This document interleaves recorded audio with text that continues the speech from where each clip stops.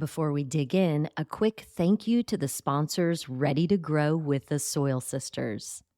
Fed and Happy is the official nutrient provider for the Soil Sisters projects because we believe in the Fed and Happy philosophy that if the worms won't eat it, neither will we. And Tejas Tonic is the official beverage of the Texas Soil Sisters. We especially love that the hemp for Tejas Tonic is organically farmed in the Texas Hill Country, with farms in both Dripping Springs and Lukenbach, Texas. The Soil Sisters podcast is powered by B&P Electric. Whether you're building, remodeling, installing low-voltage landscape lighting, or in need of an inspection, B&P is your Central Texas electrical contractor. Find links to our sponsors in the podcast show notes or head over to txsoilsisters.co. You're listening to the Soil Sisters podcast, where we dig in on family farming and ranching, regenerative agriculture, healthy living, and planting seeds in our community. We invite you to listen, subscribe, and grow with the Soil Sisters. I'm Joanna Newting, joined by my blood, soul, and soil sister, Crystal. Welcome to the show. Hello, sister. How are you? I'm great, and I don't know who's more excited today. Well, it's me, because we have the natural gardener. I have been watching him on television for the past 20 years and listening to him talk about organic gardening. John Dromgoole, thank you so much. What a blessing to have you here. Thank you so much. We're honored. Thank you so much for having a show like this. More people, more shows, more organic gardening. You know, there's not enough of it. Yay. So it's nice to be here with y'all. More pioneers, pioneering women in radio. Gosh. Well, John, I'll have to admit, number one, I'm not on my A game today. And number two, I am the newbie gardener in the room. So I will be probably doing more listening than talking today, but might come at you with a couple of baby gardener questions. Oh, no, it's okay. Those are the best ones. They really are. And that's what I told her earlier. I was like, you've got to ask the questions. You got to start somewhere. Somebody else wants to know. That's right. That is very exciting. Well, I know that you grew up in South Texas, and that's where you found your love of gardening. I would like to hear about your inspirations, who gardened around you that you were with, and what was that like for you? Well, I really came into gardening here in Austin after I left Laredo.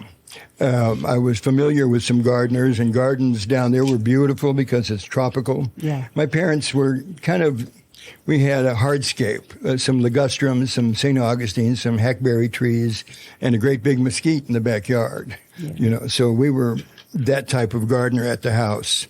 And so there wasn't anybody really teaching me or doing something that I would go over and learn from. Yeah. I went to Texas A&I, and then when I came back, I got married and started working. And I had been in radio in high school, matter of fact.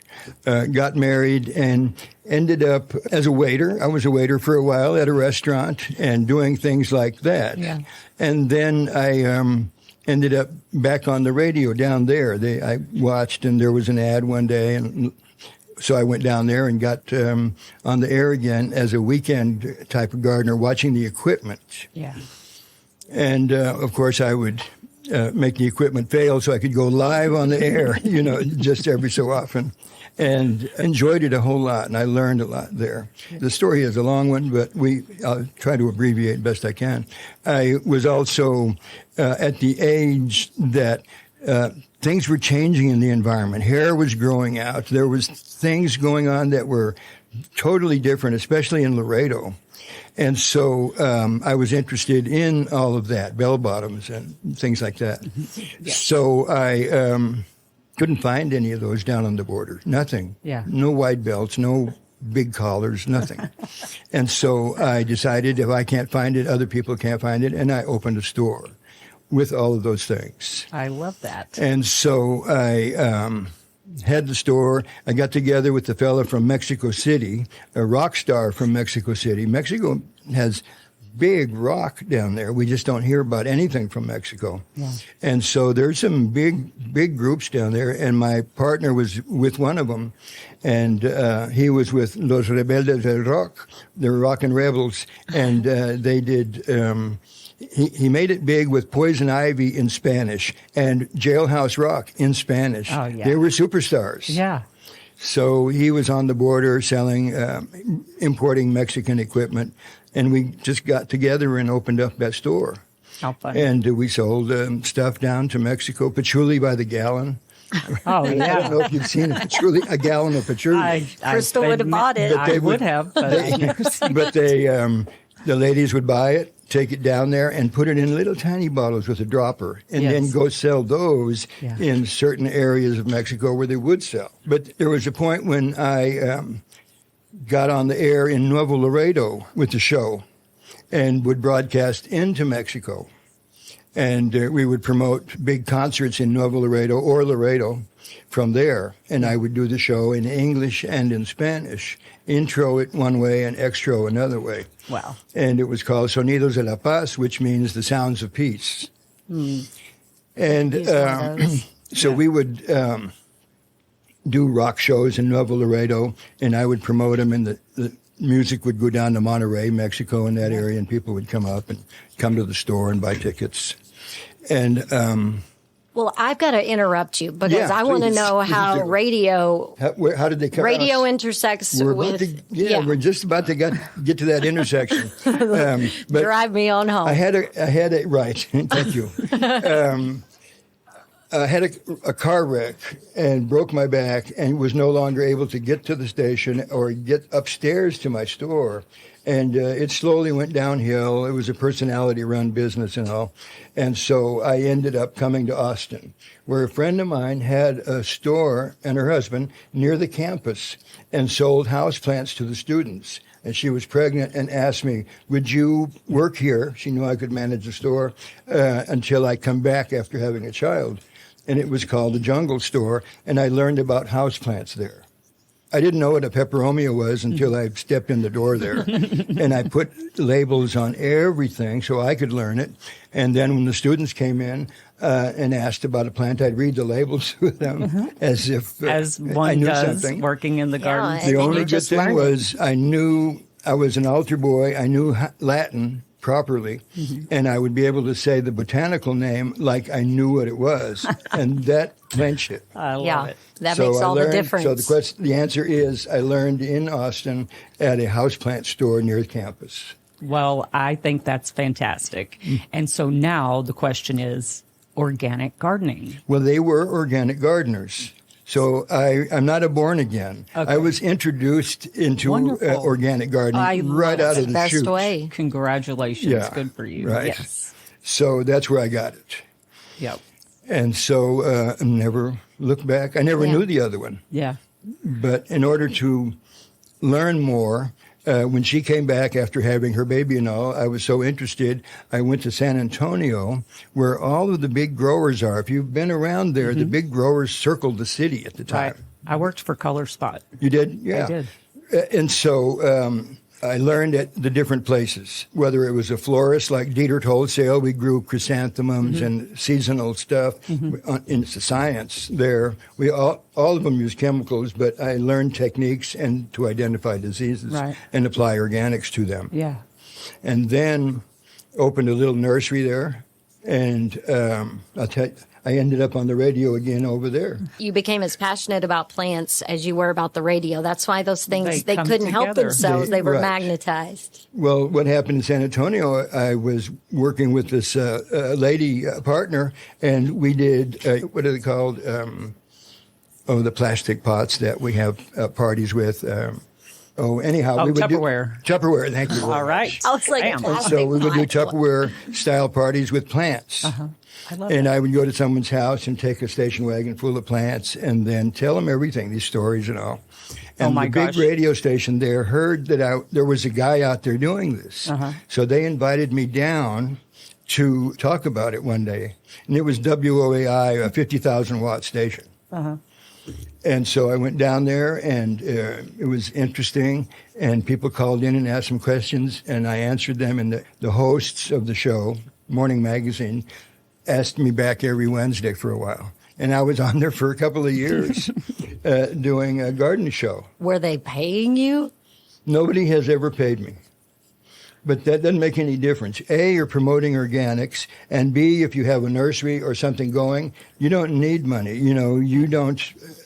Well, that's great. We don't get paid to do this either. I'm just saying, when you love to do something, you're just willing to do it. Yes. That's exactly right. Yeah. You do it because you is, love organics and the plants and all of that. And people. Yes. People are connected to this whole thing. Well, my growing up, it was only Miracle Grow. Blue My Josie water. Bear had a jug of blue water under her sink, and that's what she watered with. Sure. So that was, fortunately, that was the extent of my indoctrination And it into did that so system. well for people. They used it, and plants grew nicely. They really did. Yep.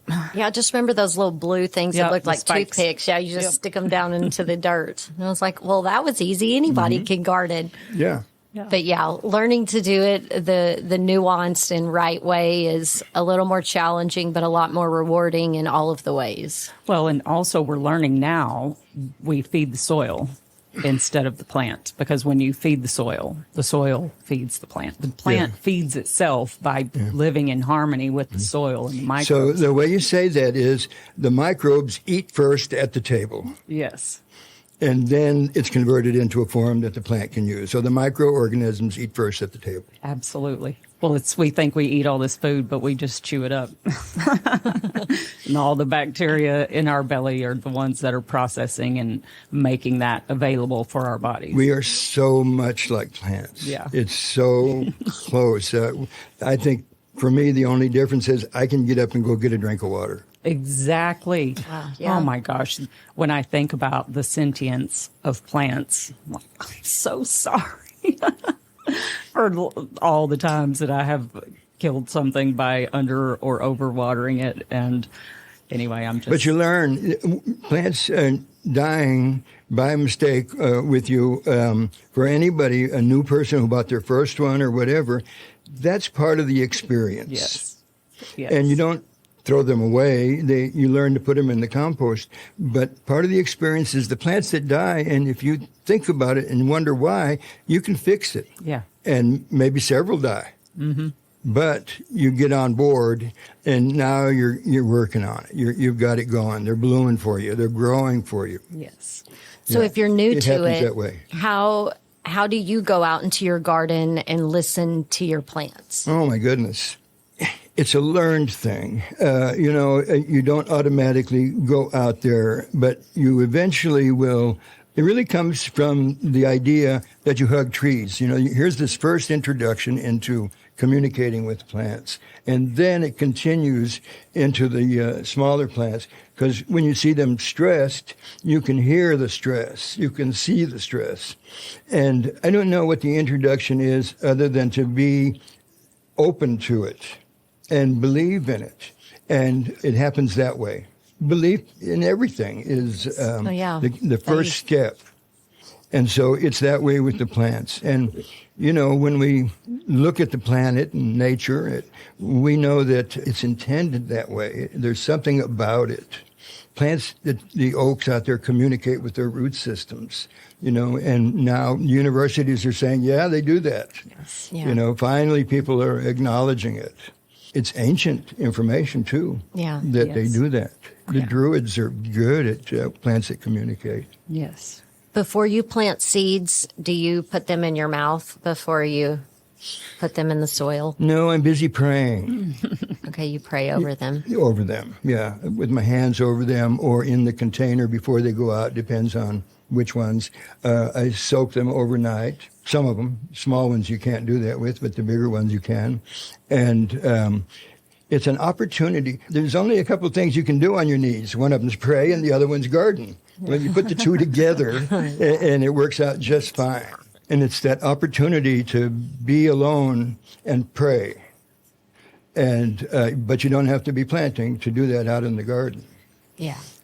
So it's a very private thing to pray, but it's also very effective when you can pray. You can feel the seeds. If one day you finally get to that point where you can feel the vibration of the seeds. Yes. And you're just more aware of everything, you know. And the answer to your question is, I'm not really sure how you grow into it, but you do if you're open all the time. Yes. And if you're not open, you're ridiculed sometimes. Yeah. Well, it's in easy all to of be the ridiculed. in all of the things in life, you know, we have to be open for things to be able to grow. Well, even organics you had to be open for. Yes. I mean, early on when I would talk to a few people and say manure, they'd laugh because they weren't ready to hear what that was going to be used for. Yeah. You know, and so the early days of going out and speaking, these were new words. These are new ideas to people, new things, and they were open for it. And this was in the 70s in Austin? Late When was this? 70s, Okay. 80s, you know, somewhere in there, more. Well, it's when I went on radio in Austin. I was there 36 years on the air in Austin. It was when I started there and people started hearing the show that I began to go and speak at people's homes and clubs, at churches a lot. So that was the opportunity to do some of that. The radio offered that. Well, and it also honed your skills at teaching people. You telling these stories on the Telling radio, stories, Sharing and the then message. going and sharing in people's homes, like just that repetition of that. You got your 10,000 hours early. Well, people would come on the air, and here's an example, maybe one or two things. One of them is in the communication with plants, and I'm not concerned to say these things as if they were ridicule you. I would say, you want to be successful at transplanting something, go the day before and tell it what you're going to do. Don't show up with a shovel or a pick and start going at it. Yes. It doesn't know what's going on. But if you go the day before and let it know what you're doing, you're going to be more successful. Yes. And then when you put it in the ground in the new location, you put it facing the same way it was facing. Mark north on there, or whatever direction you can, so that when you put it in the same direction. The last thing it needs to do is turn around again and find that light. Yeah. So you put it in there that way. But I think that the success, and this is what I'm saying about people calling in. After saying that a few times, people call in and say, that worked. That really worked well. Yeah. And so pretty soon you have lots of people hearing that and understanding now that they can do it too. And it works very well. Yes. And now with social media, now people just reshare and can Yes. take you as an evangelist and then put that on all the platforms, you know? Well, there's Like, you so don't have to many do it all by people yourself now that anymore. understand that so well that I'm not so concerned that that's not being understood. Correct. You know, I don't think so. I think so many people are finding other parts of that I hadn't even thought about. But things like telling it what you're going to do has worked very well. Yes. And that is the beauty of community, because we think of things that someone else didn't think of, and we can relax knowing that there's someone else that has thought of that thing that didn't come to us. So I really love having the opportunity to share that and to hear you say these things that I know in my heart. And even just facing it the same way, that's information that I hadn't thought about. I've not done a lot of transplanting because I don't want Plants to know move them. why you're harvesting them. Yeah. You grew them for food. They knew it. Yeah. And when you come to harvest, they expected that. Yeah. That was why they were growing. Yes. I love it. Now, sister, you know I can just go and ask a bazillion questions, and I know Dion had a series of questions you were supposed to ask. Well, so I I'm know I gonna- have my list open here, and I got questions for you. Okay. Okay. What birds do you have in your garden? What birds do I have in my Yes. garden? The migrating birds. They're changing Yeah. quite a bit. My wife's a bit of a birder and sits out there and feeds them and supplies water to them. And she tells me which ones they are, but I don't know all of them. But there's been a hawk hanging around and looking at my chickens. Those are the birds I have in the garden, my chickens. Yeah. That's wonderful. But so many pretty birds. She's the bird person. Do you have a painted bunting? Yes, yeah. Because you're probably a little out in the country, or you have a little more space. Used to be. So, exactly. Yes. So we have a. We rejoice when we see one. We run and tell the other one, That's hey, exactly. They are beautiful. I love that. So we are slowly not replacing our grass, diversifying our lawn, because it is St. Augustine. And so I've been just kind of letting the frog fruit, different wonderful alternative stuff come in. Yes. And we want to plant some creeping thyme. Yeah. Do you have any experience with that? Yes, it's a very good plant. And we have a big herb garden at the shop, right? And so I especially like it because I can show you what a 4-inch pot turns into. Right.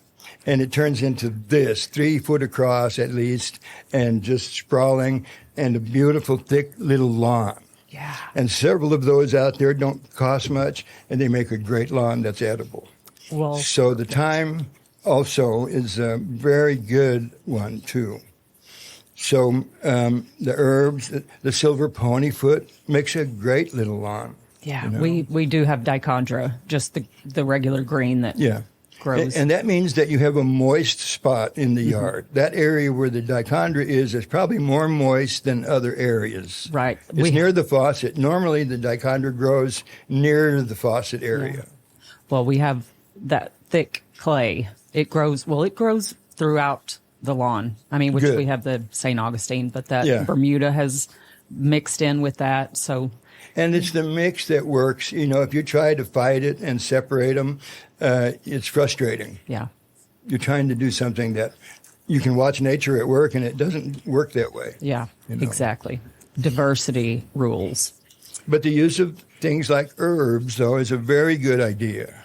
Okay, yay.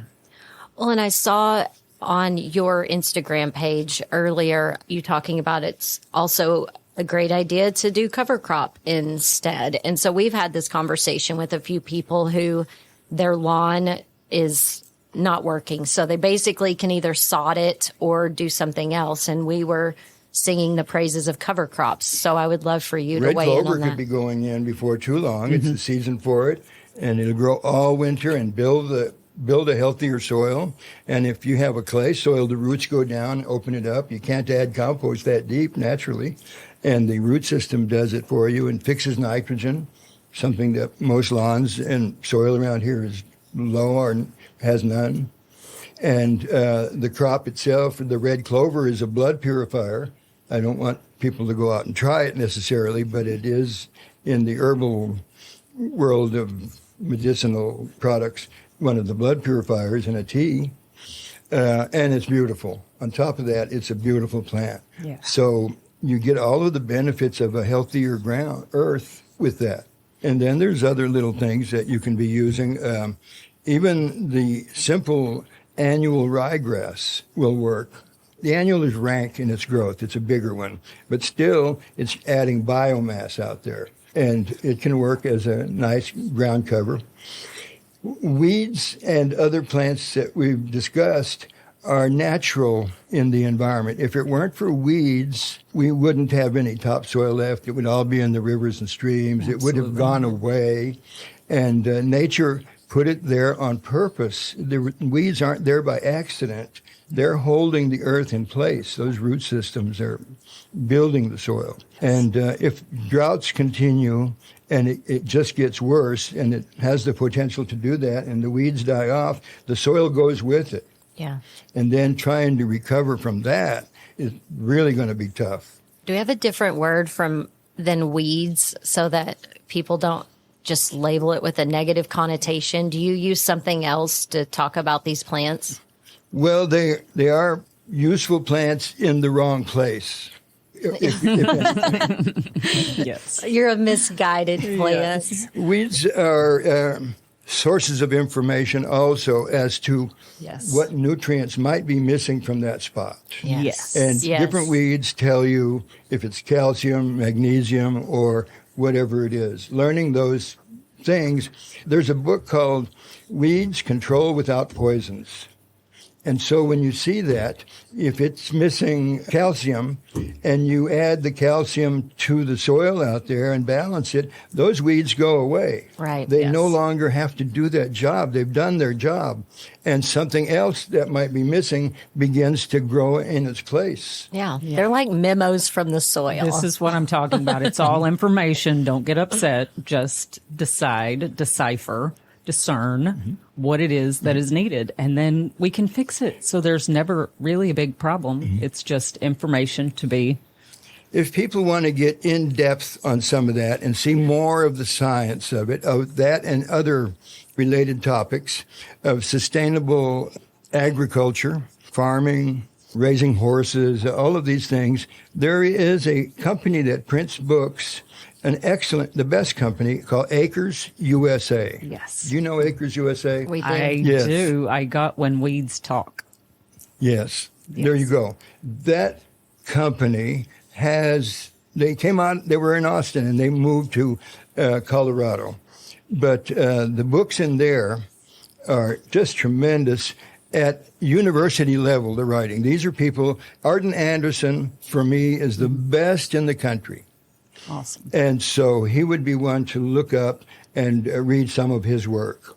Albrecht is another one. If you read his books, you would have a university education in sustainable agriculture, the science of the soil, everything. So love that. Acres USA is a place for anybody with just a little bit of interest to go to. Yes. And locally, somebody to read, if you can find the books, are the books of Malcolm Beck. He's out of San Antonio. He established Gardenville. He was a farmer, and he was a person who could see. He was an uneducated man, and that didn't mean anything. It just meant he didn't go study this stuff, and he could see what others can't. Some of us look and some of us see. And he was one of those that could see. And he would document it. He was a photographer. And his writings about farming and the use of compost and the making of compost are tremendous. Very, very good in a language that we all understand. Yes. Yeah. Basic language, very clear. So Malcolm Beck is one of my teachers, Yay. if not the principal one. And was he a partner with you early on? Was that the first? Not early on. It was later. Okay. That we got together. I was making potting soil and needed compost. So I'd buy a truckload of compost from him to blend into my potting soil, and then I would distribute it to local nurseries and all. And I started using more and more of his compost, and one day we started comparing notes and getting together, and finally I started distributing the Gardenville products. And I did that based on an agreement. I didn't really like his potting soil. It had a lot of cedar flakes in it. And I said, Malcolm, if you'll change to my formula, I'll distribute the rest of your products. And we became partners that way. Nice. And so before I was the natural gardener, I was Gardenville, DBA, the natural gardener. Okay. That's how Gardenville got to town. I love it. Nice trivia. Yeah, because cedar flakes, if there's any oil on that, that's antifungal. Well, the cedar flakes that were available at the time were a byproduct of taking the oil out, and they were small flakes. But still, they were hard to wet. Yeah. They just weren't the best thing for making a commercial potting soil. Gotcha. Malcolm could grow in anything. You could say, that's too much rock phosphate and it's not going to grow. And he'd get a bucket of rock phosphate and plant marigolds, and they were beautiful in the pure rock phosphate. And an extension agent that, I don't need to use names, would say, rock phosphate doesn't work in our soils around here because they're too alkaline, and rock phosphate won't work in an alkaline soil. And Malcolm would say, yes, it does. And he would put the rock phosphate on the root system or in the hole where something was planted, but not in all of the soil. Rock phosphate was like mother's milk. If it was available right away, that was all it really was going to need, for vegetables especially. And he showed how the carbonic acid on the tip of the root would dissolve that stuff that was nearby and able to absorb it in a highly alkaline soil. Yes. So he did a lot of interesting things and developed some products. And he taught me a lot of information about what he had learned, including Howard Garrett. Howard Garrett went and studied and spent time with Malcolm, learning so many different things. And Howard Garrett, he was a landscape architect, and he turned into a big proponent of the organic technique, organic farming, and could explain it very, very well. I love that. Yeah, he was very good at it. Do you have a worm farm at your house? Well, it's called a garden. No, I don't have a worm farm at the house, but it is a garden. I don't till, so we don't chop them up or anything. And we do have one that we sell at the store, a unit there, and people use those. But no, do you have one? I don't. So I'm considering something where I'm composting under my sink with a mini worm farm. Well, it's certainly possible, and with the number of apartments, things have changed out there. There are more people living in apartments that don't have lawns or don't have places to go make compost as much as they would like to. They have the instinct to do that, but not the facility to do it. So you see the evolution of small composters, and the city doing some composting also, and the earthworm farms that would fit down there also. So we're seeing a move towards giving these people opportunities to do what they would do if they had an apartment somewhere. Well, and I think urban gardening is so important now, especially if you want to check out of the current food system and you want to grow your own. How can I grow something on a small scale that's super nutrient dense? Well, we're going to have to grow that ourselves. Those would be sprouts. Yes. And that is great. Yeah, that's the one thing I can grow. I love it. Yeah, sprouts would be the answer to that intense growing of super nutrients. Yes. Yeah. And then how do you just keep the gnats out of your house with it? With The nuts. With your sprouts? Yeah. Well, you take a little container with apple cider vinegar in it, and you put a piece of saran wrap over the top, nice and tight, and you make some little holes with a pencil, and you put it in the problem area, and they will go in there in large numbers. Yeah, that's what my mom said to do. Yeah. There are these little tents also that you can use to cover if you have space in there to do that. But the vinegar catches them. Yeah. And Crystal, I know I'm looking at her. She's like, you're wasting my time with silly questions. No, that was a good question because that's a common problem. It's a very good question. Excellent question. Now, back to me. Just kidding. But also, what are the best fruit trees for this area? Like a lemon. We eat a lot of lemons. Well, container citrus is going to be, because I have a side yard that I want to get rid of the grass and make a little food forest. Yeah. And so having some fruit trees there is my intention, and we want to plant some this fall. Yeah. Because lemons and limes and what else do you know what you plant in there? What do you eat? Exactly. The ones that you want to eat are what you plant. It's not just this random planting of fruit trees, but what am I going to use? Well, and there was a big pear crop this year, huge pear crop.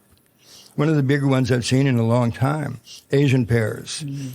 So if you like those, this was the year to get a huge crop and can also. It varies quite a bit, but the way to do it, and grapes would be another one. Okay. There's some grapes that would do fine that way. You'll grow them differently than you do on the trellis system, but still, grapes would be another one. I grow some pears on an espalier. Oh, right? Yes. And I have them woven together. You know what that is? No. Okay. So what it is you plant, and then you take the branches, and anything that comes to the sides, you cut off. But the ones that grow right and left, you leave on there, and you guide them. And I use a cattle panel. And it's up on some pieces of T-posts, up kind of high. And so I'll take a central leader up to the top, and then off of the sides of that, I'll take some branches and guide them. I have another one down there about 10 foot, and I do the same thing there. Now the side branches are growing towards each other, and I make a basket weave. They cross each other at a certain point. So like the grapes at the vineyard. In a sense, yes, you're guiding them, right? But this is a little more artful, but also a small space to make a screen if you wanted, or to grow. You can do it with figs, things like that. You can control the amount of space by using an Espalier method. Okay. It's a very good one. I love that. Yes. So now to be more specific, I'm going to use my words better. What variety of lemons grows best in this area, in the ground? Well, we've grown Myers. We like the Myers. Improved Myers has done very well and given us heavy crops. So that would be one of them. Okay. And the Mexican lime has been a very good lime. Excellent. And when we chatted on the phone the other day, you mentioned some varieties of vegetables that grow well in this area. What I was referring to is, in times not too long ago, there were not all of these hybrids moving through as fast as they do these days. Right. Now, the hybrids have certain qualities that are improvements in them. And then there are the older ones that we had traditionally used around here. And I brought Sam Cotner's book along with me because it's one to look for, because he has them all in here. Oh, my gosh. Okay, so we have to do a quick underwriting announcement, but I love it. I have that book. You have this book. I exactly. do, and I am so happy right now. All right. I'm getting a little show and tell in this book. Well, that's in a tight space, for example, growing cantaloupes upwards instead of sprawling. And each one, though, while it is maturing, needs a support. And that was the question I had for you. Do you know what stockings are? I had to wear those when I was a kid. Well, that's what is used in this book here. You see them as a support because of their weight. Yeah. And another way to grow them then, for example, is the cantaloupe can be grown on a cattle panel in the garden at an angle, right? Instead of straight up and down, at an angle. You know what I'm talking about, right? Yes. And then so you grow them and you guide them up. And they hang underneath while they grow. And people say, how do I know when they're ready? Well, they fall, and you put straw down there. And they fall when they're ready, and they don't get damaged by hitting the ground because of the straw. That's how you know when a cantaloupe is ready. Okay. Wow. It'll come off. Thank you. Thank you. That is great information. That is great information because I am growing cantaloupe up, and I've had a few that have fallen off. We came They're out ready. the next morning and something had already Oh. enjoyed it. But I was And like, that's the other gauge right there. They're ready. When they smell it ripe, that's how you know when your grapes are ready, okay. because the birds come in. All right. That's what Chad Johnson taught us. Yep. But you can buy some rubber snakes and put them out there and scare the birds. You have to move them frequently. That's true. But that's another one of those things. Those birds are idiots. No. Well, they tell you when the grapes are ready, Perfect. because you'll be out there trying sour grapes all you want, and then one day they're gone. Yeah. That was the day you didn't go out. This is a true story. So if people are wanting to plant for their cool season crop, is that their fall winter garden? Start your seeds right now. Okay. Or if you don't have a great big garden, then you can buy some transplants, right? And they would be going in. But prep the soil first. If you need to add more compost, there is such a thing as too much compost, because you can get that soil so full of compost it doesn't have really soil in it anymore. But I'm not really worried about that, because in this heat it cooks out also. But go ahead and turn it a little bit, and you do that by taking your garden fork. You go in about 4 inches and you twist it. And you go in and you twist it. You don't have to have a tiller. You don't want to use a tiller on it. And you twist it that way. And then you pretty much have it ready to plant. Some of the gardeners are starting right now. They want to get this jump start. They can't wait. It's like the tomato. Before the freezes are over, they're out in the ground. And we have a way of doing that way before it freezes. But there is such a thing as getting that jump start, and they will use a little shade. Maybe it's a cardboard that's supported to get that thing going, or keep the wind off of it. The wind can blow these things over. So it's time to do that.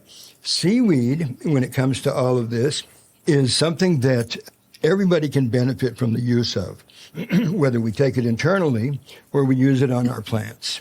Seaweed has the nutrient, the third nutrient, the potash, that builds cell vigor. Cells are what crater in the heat or in the cold. If you're going into the winter, like we are, you spray the seaweed on the plant, mainly late in the day, under the leaf where the stomata are opening, and this builds good cell vigor, and it has some hormones in there that stimulate root growth and branching on some plants.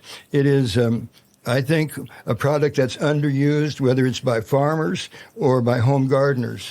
And by people. I agree. I will preach the gospel of seaweed all day long, because I learned that our mitochondria in our body is a direct descendant of algae. So when we take in algae, we are immediately affecting the health of the energy creators of our body.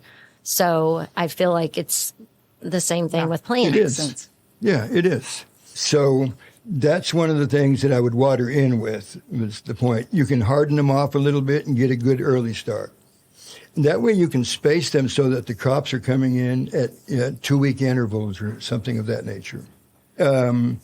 Lots of folks have trouble finding spinach on time. It's one that the growers, it's hard to start in the heat. So the nursery growers, the producers, started a little bit late. And as a result, you're looking for it everywhere and can't find it. So it's good to start some at home. And those seeds soak in seaweed, diluted seaweed, and germinate very quickly and get off to a great start. Then they'll come out in the market. But buying them at $1 something each when you really need 20 or more plants isn't the most economical way to garden.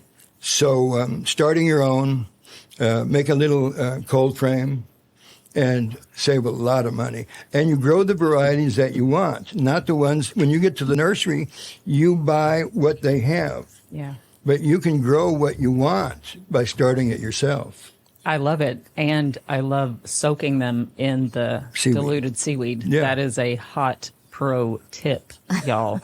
Because let me tell you something. When you use a biological ingredient on those seeds, then they know when it begins to germinate, it can sense the biology that's on there, and it begins to create and produce the sugars. It's a hormone that it gets stimulated. So it is just, that is the best thing that you can do. Pray over it, soak it in your seaweed. So yes. You know, you don't have to, when you're transplanting, the soil doesn't always have to go with it. That you can bare root a plant and then soak it in a little bit of a dilute seaweed and then put it in the ground very successfully. It'll make it fine. So the seaweed has a lot of wonderful benefits, whether you're using it personally or you're using it in a secondary way through the plant itself. Yes. Now, sister, what were you telling me the other day about kale? Oxalates. They're little crystals that are in. So kale has calcium, but also what I heard is that these oxalates, these are crystals that are very hard. They're hard on our teeth. They are not great for our gut. If you don't have good gut health, then they can be a problem, because if you've got like a leaky gut, then because those crystals will get lodged in there. So do you know anything about that? Well, I know that spinach also has that. Yes. But I don't know much about the medicinal problems, but I have heard them. Yeah. You know. Yeah. Well, in that it attracts the calcium. Like it pulls calcium It does. from your, okay, so excellent. Good information. So then if I'm eating it, then it's also taking calcium from me? Yes. Rude. It can leach. Yeah. Yeah. So, Well, just yeah. like good information. Great. Well, and exactly when we think as consumers, oh, I'm getting the organic kale, I'm making a healthy choice. And it's just like last week when I'm saying we continue to learn things every day. Something I Yes. really loved. It's not great for me. Yeah. Okay, mark it off the list. What's next? The compost you were talking about, and anybody who's making compost, the very best compost on the market, really, is the one you make at home. There's nothing better than the one you make at home. You know what's in it. Yes. There's no guessing. You know when it's ready. And the best ones are made with leaves from your yard or from somebody else's yard. The trees don't get sprayed all that much. Lawns do and other things do, but trees not really. The giant forests of the planet are not being, there's no one out there with a hose. There's no one out there with a bag of fertilizer. There's no one out there except me on my knees crying because it's so magnificent to see that. You just get out there and you, oh my God. Yes. And so, but they're 1,000 and 4,000 years old, and it's just the leaves. And that's the one that nature had intended for us to be using. Yes. Look under any tree. And so that's the one that makes the best compost. And you just put it down there and you build on top of it. I saved leaves from every season and then put them on top of the food scraps that time and keep doing it that way. And I sandwich. If there's a science to it, there is specific numbers and quantities. I just cover them up so that the flies or anything like that doesn't get to it. And there's no problem with that. For folks thinking about composting, don't worry about that part of it. It's just not a real problem. So when you put the food scraps down, you put your leaves on top of Yes. it. Do you water it in or do you just leave it like that You and tell let me about nature water watering and it? compost and saving water and the way the world is right now. When you rinse something, you have your compost bucket at the sink there, right? Mm-hmm. You rinse a glass. Maybe it had some juice in it or something. Don't throw it down the sink. Put it in the compost bucket. When you rinse anything and it's a clear liquid, pour it in the compost bucket, not down the drain. And you put your compostables in there too. So when you take that little bucket out to the pile, water goes in with it at the time. You don't need to add it. So I never really add water to the compost pile. I use it from the sink itself. It doesn't go away on us. I like your style. That works fine. It's just enough to wet keep it wetted. Okay. When you make a compost pile, make it dish-like on top. It'll catch any water that's coming in. A lot of folks, a lot of them just build naturally like a volcano, and it sheds water like a thatched roof down in some tropical area.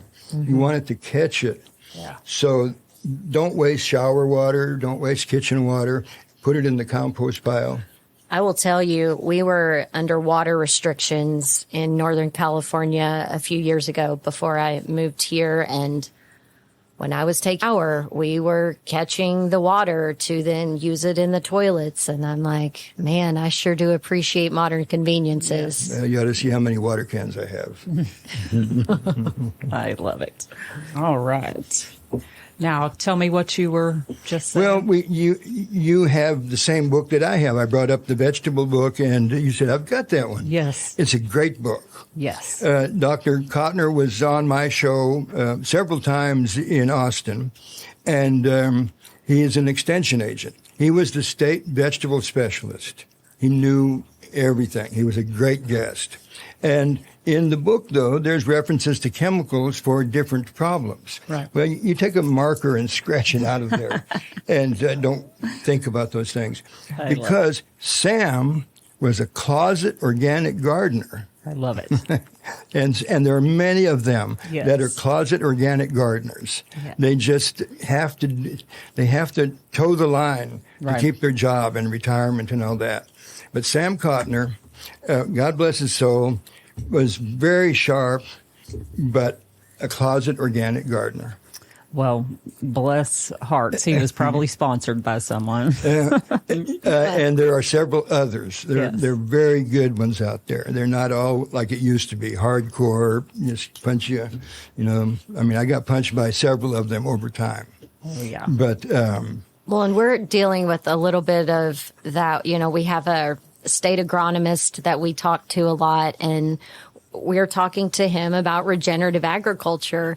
But then when we talk about something he's doing on his own property, he's used some sort of chemical. And we're just like, what are you doing? Chemically terminating a crop before The next planting one. his. yeah, it doesn't get worse than that. Good Lord. He's terminating the life in the soil at the same Exactly. time. Well, Acres USA will have the books to answer his questions. What a great Christmas present for him. Yes. Oh my gosh, that would is be a great exactly gift. what we're doing. Nice idea. Thank you. So I worked at KLBJ Oh, he did? back in the day. Yeah. I worked for KLBJ FM. And so I don't know, I may have passed you in the hallway. I was only there in the sometime. weekends. Okay, then no, I Yeah. tried not to be there. The on reason I weekends. was there for 36 years was, I was on the weekends when no one else was working. Nobody saw me. Nobody ran into me. I did not go to the Christmas parties. If you want to get in trouble, go to the Christmas Oh parties. yeah, yeah. This is a So true I story. never, all those years, went to a Christmas party, Smart man. went out drinking with anybody, and was able to Keep make your it job. through there. But the bottom line, where a station like that was, they're in it for the money. That's how they work. Yeah. And they made money, so I stayed there, and they never limited what I could say about organics. And when a chemical company bought time on the air, I'd go to the program director and say, hey, this isn't working. And he would be courteous enough to move it to some other spot. Yeah. Yeah. They were very good with me on that. And I appreciated it. Well, we have appreciated having you with us today. This has been very fun, and I learned a lot. I think we probably have a bazillion more questions that we'd like to ask you. So if you'd be willing to come back it's my, again. Oh, absolutely. It's my honor to come down here with you all and know and see what you're doing and how important it is to get new people to hear these messages. It's biblical Yes. in taking care of the planet.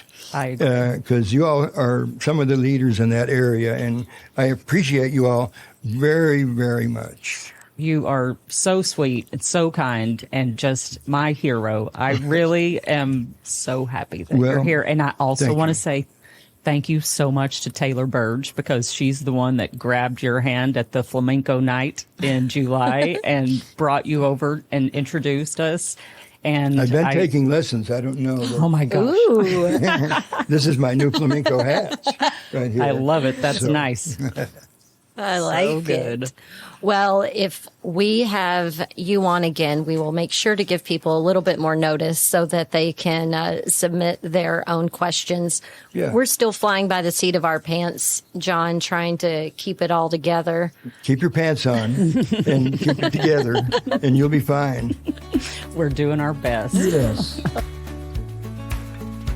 Connect with the Soil Sisters at txsoilsisters.co. Submit questions, guest or show ideas, and sponsorship inquiries. The Soil Sisters podcast was created and produced by Joanna Nuding. Editing and sound design are in the capable hands of the PodConnects Podcast Network.